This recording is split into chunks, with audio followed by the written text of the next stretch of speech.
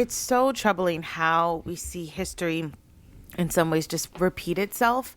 I mean, in a lot of ways, what happened at the Capitol is unprecedented, for sure. Never happened before, certainly not in this way.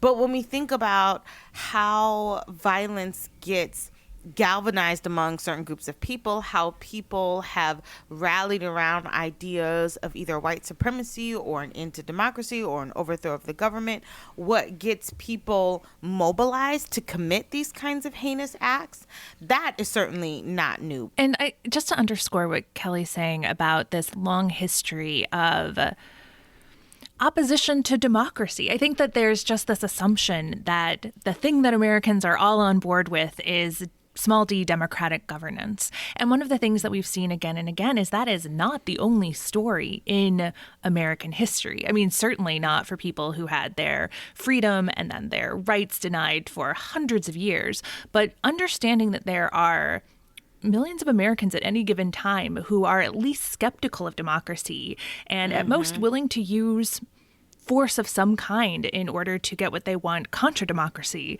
is an important thing to keep in mind. I don't know. I struggle with this a lot because I feel like the issue is often not democracy. I think the issue is just white supremacy. I think America has a hard time envisioning a multicultural democratic nation. I think that becomes the biggest rub for people. Not democracy itself, but who's entitled to it, who can benefit from it, who can be privileged by it. It's a fight for defining what is democracy and who is democracy for and how expansive is it. Yeah, who belongs?